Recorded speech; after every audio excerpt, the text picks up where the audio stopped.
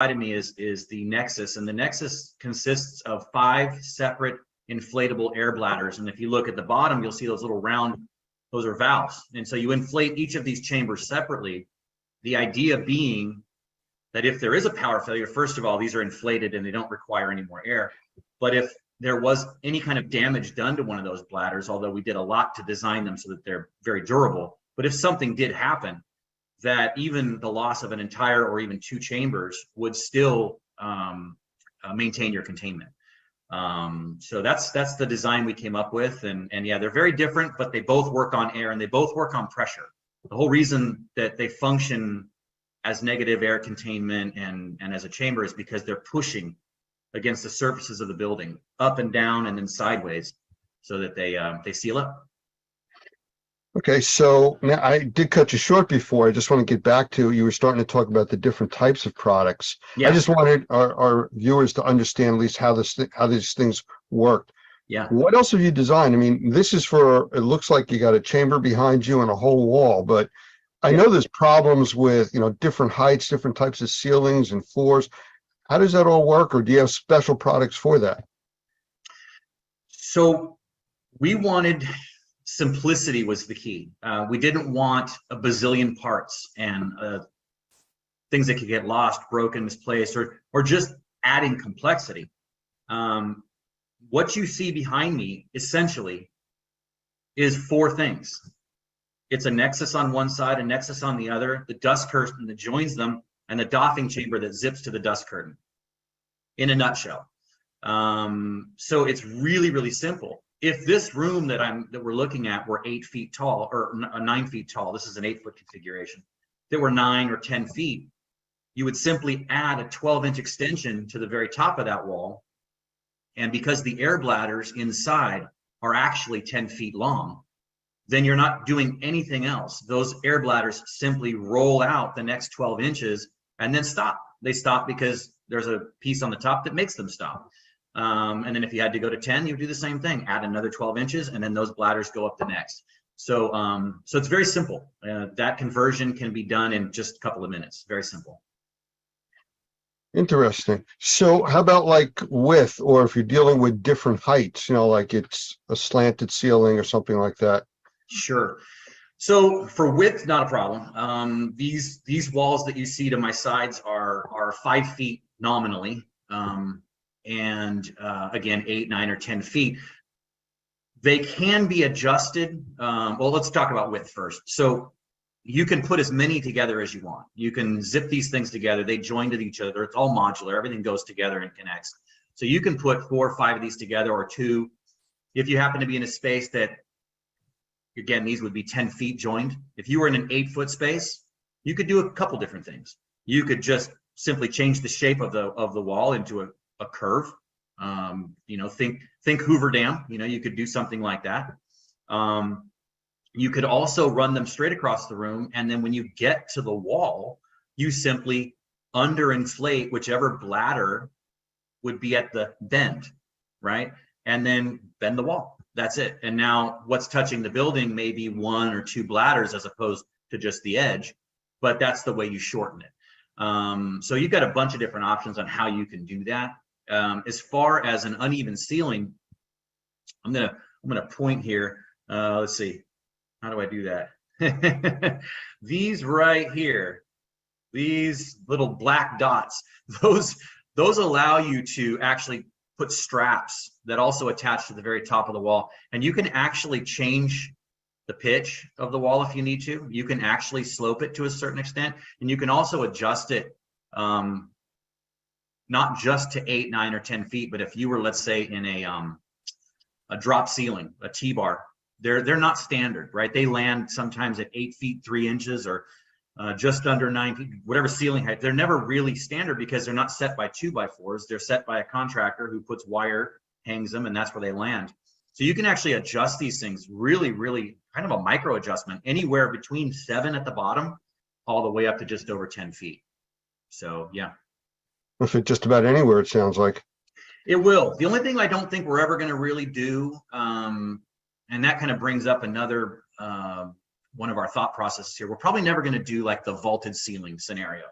So in a vaulted ceiling, you're probably going to have to either commit to plastic fully, which, you know, it is our goal here to try to get as much plastic out of this industry and construction as we can, or you're going to do a hybrid. And to be clear, we really did always design this product to be, when it's necessary, hybridized, merged with the plastic that everybody's using now, because there are going to be certain environments where a vaulted ceiling or some weird cutout is going to prevent these walls from, you know, creating the appropriate seal. So you may use 90% air wall, and then that last little bit you may connect, you know, to plastic. And because these walls work well with tape, they don't come off, which is great, because you can't say that about tape and walls, right? When walls have, you know, water literally dripping down them, or years of cooking grease or whatever, they don't stick, right? That's why a lot of failure happens with traditional containment. But these walls are designed to work with tape and not leave residue. So you can tape plastic to it for as long as the job takes, and then peel it off, and you won't have to worry about it leaving stuff behind. And certainly, whenever possible, you want our walls to be, or the air walls to be, touching the surfaces of the building, because that's going to create the superior seal without the problems of you know, damage like peeling paint or whatever else that comes with using tape. Well, I know that with some of the normie training that we do, we've actually incorporated some of the air wall technology into some of the types of hands-on training that we do, especially like when we go to the experience trade shows, where people are able to touch and work through all the new different technologies and products. And they fit into structures that we basically build on site. So we're able to adjust them, you know, in real time to fit into these structures. And it works out very well for us, because we're able to put those up with plastic, show the differences, and, you know, how you can make changes and everything else. So it does work. And it's adjustable, like you were talking about, to whatever structure we build at the time. Right.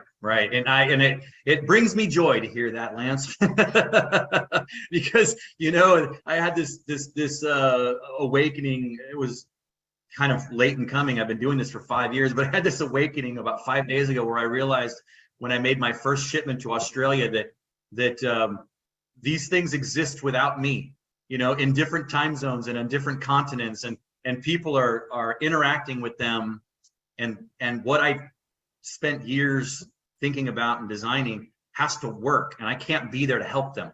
I can't, So, you know. so you sent your children off to school for the first time, basically. That's what it sounds like, right?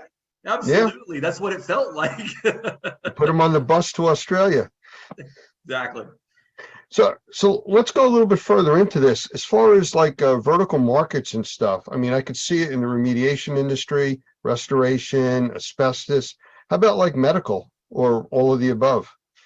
Yeah, absolutely. That's actually one of the most exciting things about what's behind me here, is that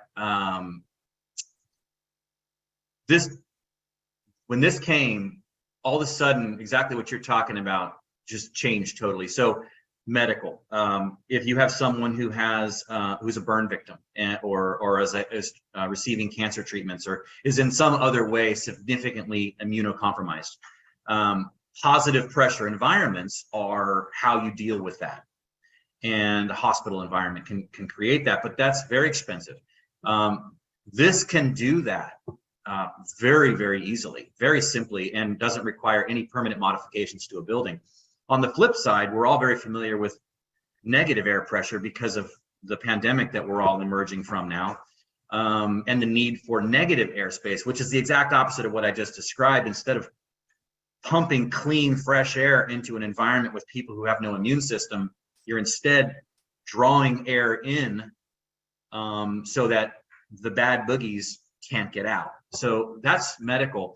But even more so, there's really, really strict enforcement when you're in a hospital environment, because of, you know, generally who's in a hospital. People are sick when they're in a hospital. So if any kind of building modifications have to take place in a hospital, they have to do things to prevent dust and everything else from getting to people who might be unwell. And so it's not even just the direct medical application, but medical facilities, and because maintenance has to happen and modifications must occur, this can actually be a very, a significant improvement to what they're doing now, which is putting up plastic. It takes sometimes hours or even a day to set up the containment to move a machine from one room to another, simply because of the restrictions on a hospital and what can and can't be done without containment. So that's a big deal. And then, just, I've been told mining. In fact, the folks in Australia, because mining is a big part of Australia's economy, mining is one.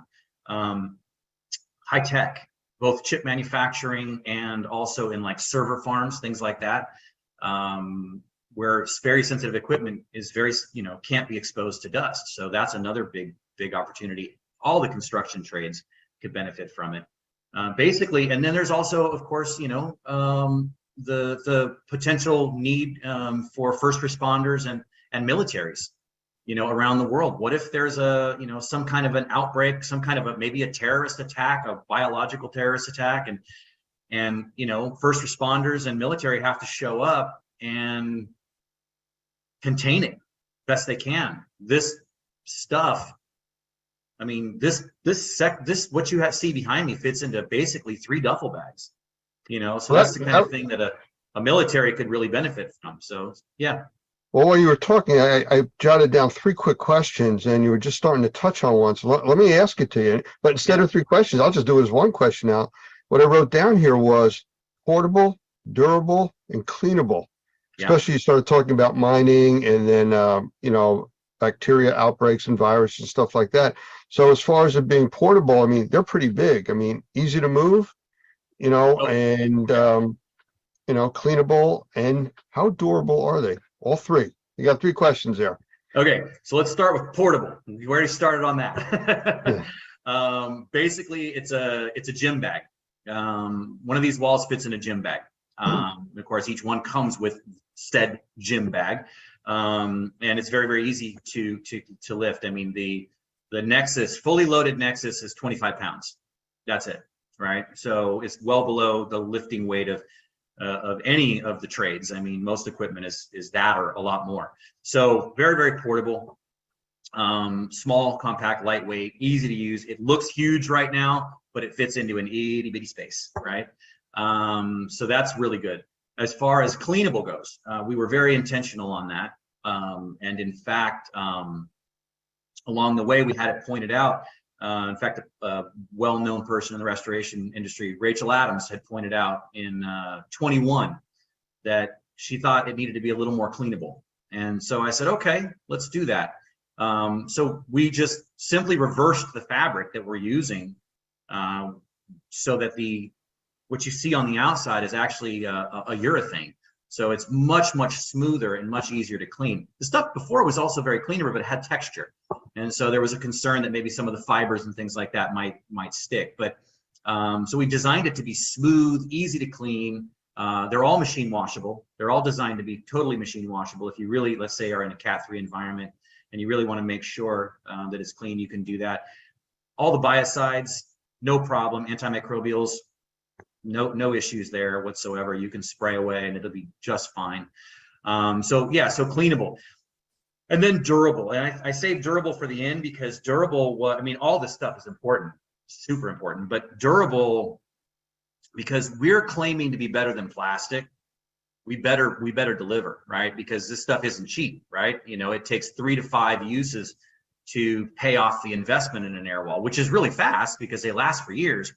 But if I'm going to say I'm better and I cost more, then I better be better.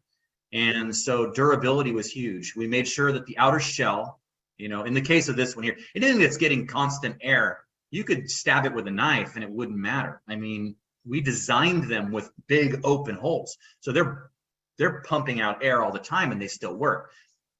Not so with this, right? If this gets a leak, there could be an issue. So the outer shell is very, very durable. It's resistant to snags and punctures and things like that, and cuts and all the rest. And then the inner bladders, we actually spent a lot of time finding the ideal material for those bladders. They had to be lightweight. They had to be inherently fire resistant because these are going into a built environment. They cannot burn. They had to be as puncture and tear and cut resistant as possible. while maintaining lightweight and portability, right? I mean, there's all those things are in direct conflict with each other, right? Lightweight usually means flimsy. So we were actually very blessed, I believe, in the discovery of this particular material that we've used, and it makes this product extremely resilient. And again, because we recognize that nothing is perfect. I mean, if you open fire on this thing, it would go down. I mean, no question about it. There are things it cannot handle, but it's meant to be durable. If something does happen to it, as I mentioned before, if you lose a bladder, first of all, we've had it happen. We've in the early days, we had some bladders with some defects, with small leaks, and even when they have a small leak, they don't fully fail, and you can actually air them up and continue the job if you need to. We also designed them to be repairable in the field. I'm going to do this finger thing again. You see that line right there? That's an access zipper, and if you open up that zipper and remove the valve just below it, you can actually remove that air bladder, either repair it in the field, because we do provide patches just for that, or you can replace it with a new bladder. Depending on how many times you've done it, it might take you 2 minutes, it might take you 5. The point is, it can be done. It can restore your containment to full rigidity. And I make that point because restore containment, it never lost it. Even though it's lost an air bladder, it still maintains containment, which was key. Because again, if I'm going to claim to be better than plastic, one of the biggest problems with plastic is that it falls down, right? You get up in the morning and, or worse, your owners get up in the morning, the people living in that house, and they see this plastic crumpled on the floor, a big hole, and they're thinking to themselves, okay, all that bad stuff they told me that they're keeping behind that plastic, where is that now, right? So if my stuff doesn't do a lot better than that and not fail, then I failed. So this was a big part of our design. I remember the first time that we used one of your air walls in our training, and again, believe it was at one of the experience shows. You were there and gave us a training on replacing one of the bladders. Mm-hmm. And during the demonstration we were doing with the class for the hands-on, we actually opened the valve up and let it deflate, and it still held containment within the area. You didn't tell me that. No, it was my job is to break things. So, that's what we do. We try to find out things that are going to happen. Someone's going to accidentally open a valve or something. It stayed in place. It did its job. So, when you mentioned before about replacing plastic, or poly, I see the value in that. I'm just curious. I'm not holding you to it. Have you done any kind of cost analysis as to how much poly you can actually replace by one of these over the longevity of the type of system? Because I know poly is expensive. It is expensive. The closest we've gotten to that is by calculating how much tape, how much plastic, the labor that's involved with not only the initial setup, but also the tear down, the waste removal, and then the repairs that inevitably happen with most plastic containments. And we figured that it was a 3 to 5 usage to offset the initial investment in the air wall. That's as close as we've gotten. The numbers you're asking for are, I want them so bad myself. And I don't want to pull it out of thin air. I want it to be a real number, and okay. It's a difficult number to quantify. I've struggled with that because that's a number I would love to take a picture, like just give you a visual of a mountain of plastic, and say, this is how much plastic you would use in a year instead of, this, right? That type of thing. So short answer is I don't know what that looks like.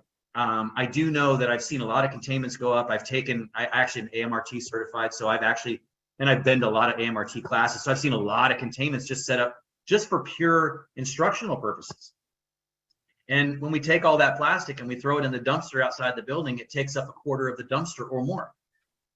Yeah. So I've seen it, and that's just one class, So the amount of plastic and tape and everything else, I wish I had a solid number for you. And someday that the plastic industry that we hope to disrupt may come up with just that number for us, because we're going to upset them at some point, and I'm okay with that. Well, I'll make it easier then. Longevity on the product. How long do you predict or have data on showing these things lasting in use? Okay, so that's a question that I can only answer by extrapolating. And I do that because I'm looking at the materials we've used, not because of the product having existed long enough to go through a life cycle. We just haven't been around long enough for that to have happened. But that said, I'm going to bring up Cole again, our builder, our in-house engineer. He is, this is his space. So when he sees a problem, he solves it with fabric. My history is more carpentry, so I solve my problems with wood and nails. And it's funny that we have this different perspective on things. But the point is that at one point he took some of our material and covered an outdoor sprinkler valve control or something like that on the side of his house, and that was about 5 years ago. It's outside, it's been exposed, it started life black. It's now a funky kind of a rust color because it's just been bleached by the sun. However, color gone, 5 years of direct exposure, the fabric is completely sound. So that's what this outer shell is made of. So that's the first thing. The other thing is the air bladders themselves. The manufacturer that we buy the raw materials from won't even take something off the shelf for sale unless it's been there for more than 10 years. Because at that point, it's begun to do, they have a name for it. It gets a little bit chalky on the surface. And they have a name for it. And I can't recall how they refer to it. But it's got a 10-year shelf life before the manufacturer decides that it's probably not a fresh enough product to sell. Again, I can't get more specific because we haven't been around long enough to say, but the materials that we use the highest quality zippers, the highest quality, everything we can find. We spend the most we can because I know that the users are going to be hard on it. The environments that they exist in are brutal. And my goal is to not build in obsolescence. One of my proudest moments would be if someday I've actually filled the industry and I have nothing left to sell because all my stuff doesn't break anymore. And I just don't, and I'm going to put myself out of business. That would make me happy, It's kind of like the battery industry. They're made to break or run out of energy at a certain point, so you buy more. You're doing the opposite of that. I'm doing the opposite. Yeah. But yep. What? I recently had a water loss in my house, so I personally was involved with some of the stuff here. But I understand there's something really interesting about yours. I've never been able to experience this, but I had 2 air scrubbers running at my house for, I think it was 16 days that they were working. Those things are loud. Yes.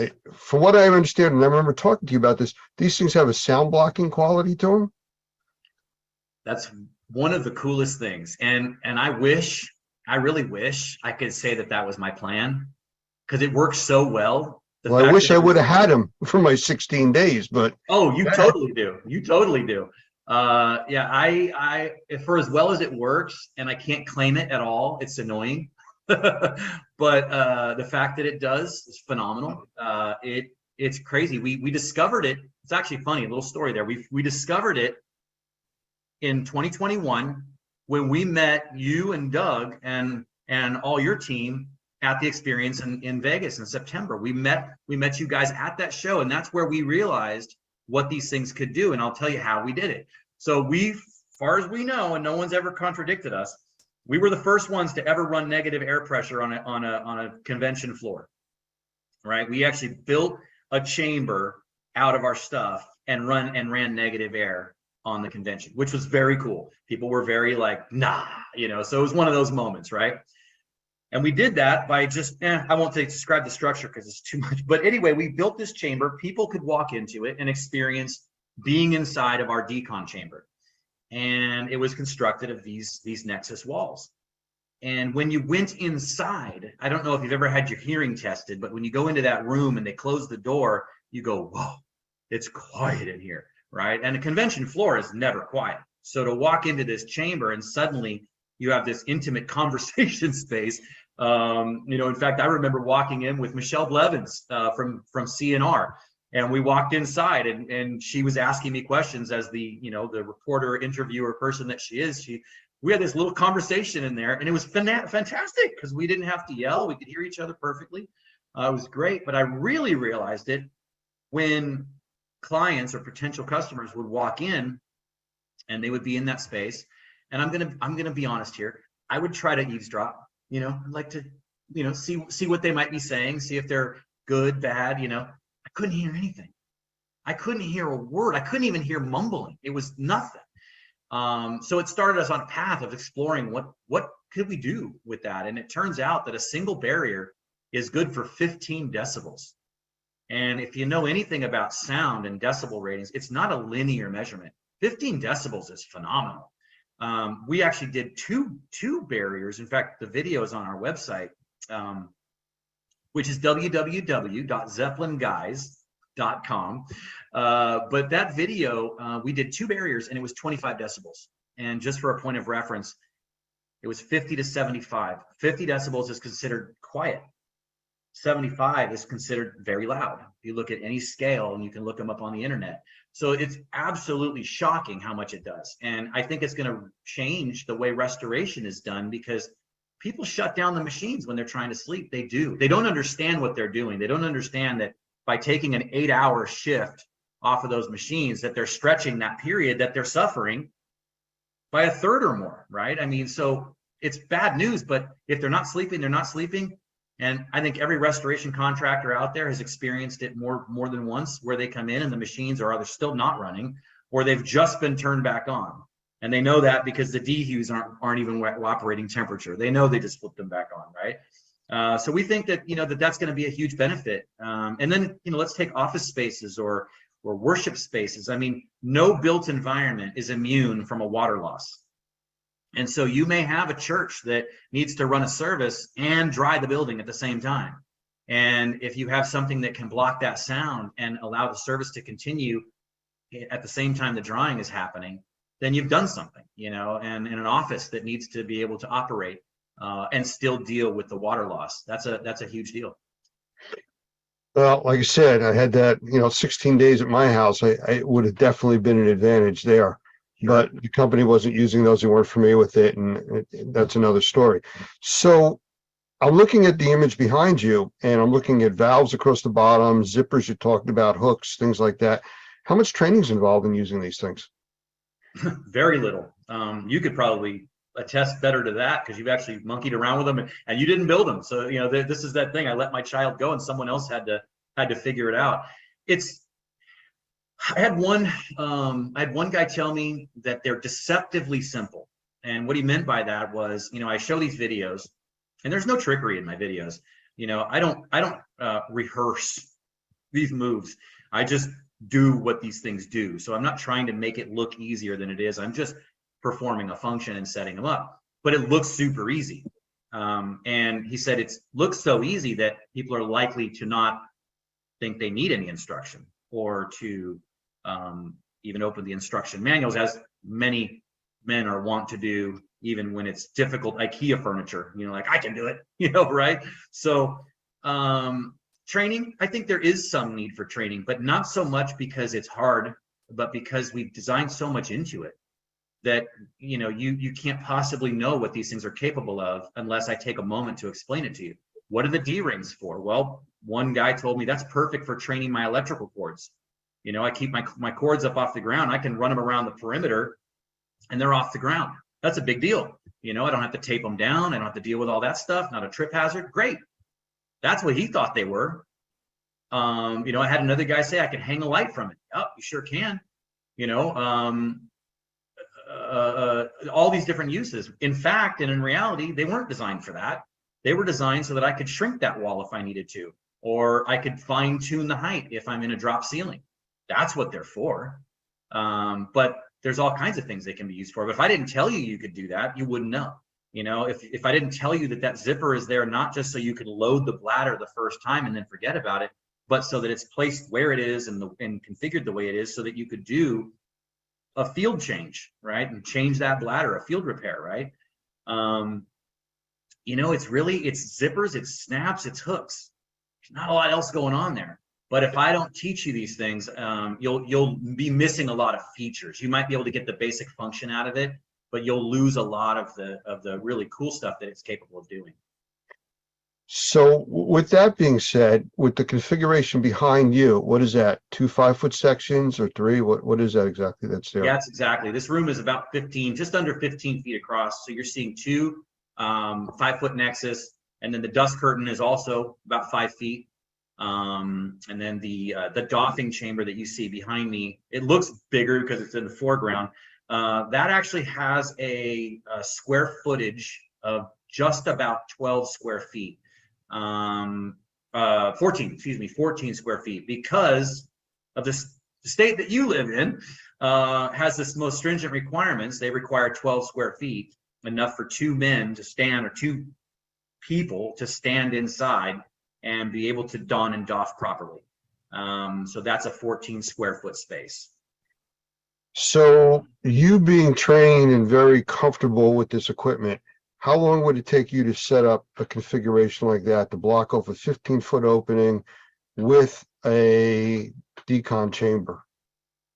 What you see behind me takes about 20 minutes, roughly. One person? Yeah, one person. Yep, one person. You need a little ladder to a little step ladder to connect the dust curtain. But yeah, no, one person can set that up. If you're brand new to it, it'll take you 30. But yeah, 25. I've done it so many times, I'm down to about 20 minutes. And that's no damage to any of the walls, ceilings, floors. It's just held in place. And it doesn't move under positive or negative pressure, you said, right?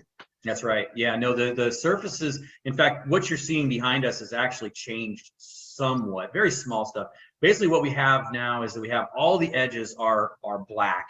And it kind of clearly defines the edges, but it also, it's filled with this very soft, your couch pillows, that's called polyfill or Dacron. We fill those things up with that. So it's very, very soft. So when it touches the building, it's like putting a pillow against the wall, which means that it can adapt to irregularities in the surface, which is important, but also not put anything rigid or hard on the wall or the ceiling, so that we are preventing any damage. In fact, you'll notice in this room, there's crown molding, right? You see that up in the corners. Well, the edge seals, which are on the edges of these walls, they're the black things that you can barely see there. Those are actually longer than they need to be, so you can actually pull out a little bit out of the top and protect, things like crown molding and things like that. And then you asked about the negative pressure and can it hold. I just want to tell you one little story short. We did a comparison. We were invited to a flood house. Jeff Cuthbertson in Chattanooga, Tennessee, invited us to his flood house, very generously opened it up to us and said, whatever people or equipment you need, let us know. It was fantastic. We were there for about 4 days. You and Doug actually got on the call with us while we were there and were advising us on some of our containment techniques, so we could show how to build containment for people with high sensitivity to mold. Because what we did was we built a 2x4 compression to 2x4 containment, right? As well as a steel stud version as well. But this 2x4 version, we put it under negative pressure just to make sure it was working. And of course it was. And then we had this fun idea. If anybody's familiar with the movie Myth or the show Mythbusters, where they just ramp things up until things just break. We like to break things too, Lance, not just you. So we all have the idea, let's break it. Let's see how much negative pressure it takes to break it. And keep in mind, what we built was the gold standard of containment. I mean, I don't know how many times a year someone builds compression timber containment. It isn't often. It's going to be in schools and hospitals mainly, and everything else is going to be zip pulls if you're lucky. So this was good containment. And it failed at negative 41 Pascal. That's when it failed. And when I mean failed, I'm talking, we had 9-foot 2x4s about to fall on us. So it was coming down, and it was coming down fast. So it was a big failure. We put mine up and we said, well, we got to do the same thing. And so we ran up the negative pressure, and it basically maxed out our 500 CFM NAM. Couldn't do it. So we had to call up another piece of equipment from the warehouse, got another 500 CFM unit up there and turned it on. And only then did we get failure. And the failure was only that the doffing chamber that you see behind me started to get sucked into the chamber. The walls themselves weren't falling. It was just that the doffing chamber was too light and it and its internal frame were being sucked inside. the number was 57. So from 41, using the absolute gold standard of containment, to 57. So when everybody kind of tries to figure out how it's possible without tape and without the things they're used to, how is it possible to create such high quality containment? Well, it works. You know, it works the same reason your car can drive on the road. Air pressure and friction, you know, it's just a lot of it. So if our listeners want to get in touch with you for more information, how do they do it? Lots of ways. You can call me, 408-247-9255 or area code 408 Airwall. You can get us on the website, which is www.zeppelinguys.com. That's ZEPPELINGUYS.com. And you can email me directly, Keith@zeppelinguys.com. You can reach out to me on LinkedIn. I will make it easy. Okay. Well, I thank you for taking the time to be here with us today. I mean, I think it's a cool product. We've used it. We're going to be using it at the upcoming Experience show. Again, we actually use that as part of our a booth that we have there as part of the display system. So it's kind of interesting the things that you can do with this, thinking outside the box, you know, Right. So really, really good stuff. Again, thank you for being here, and I look forward to you seeing you at the next trade show. Thanks, Lance. It's been great. I really appreciate your time. Take care. Thanks, you too.